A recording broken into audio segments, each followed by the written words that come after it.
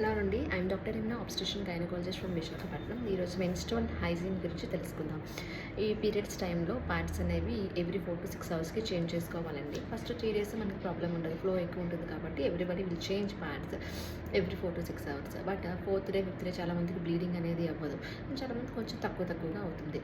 అలాంటి టైంలో వాళ్ళు ఒకటే ప్యాడ్ ఎంటైర్ డే ఉంచడం అలాంటివి చేస్తూ ఉంటారు. అది చేయకూడదండి. మీకు ప్యాడ్ అనేది వెట్ అయినా అవ్వకపోయినా ఖచ్చితంగా మీరు చేంజ్ చేయాలి.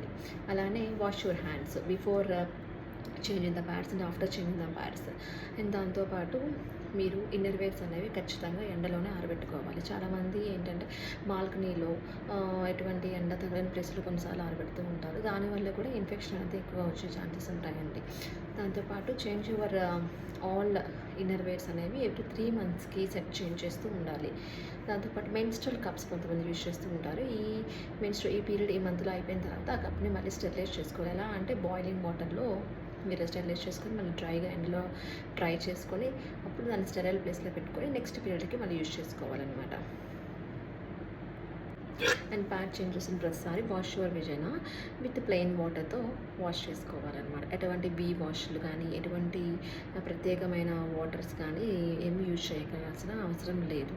సో ప్లెయిన్ వాటర్తో వాష్ చేసుకుంటే సరిపోతుంది.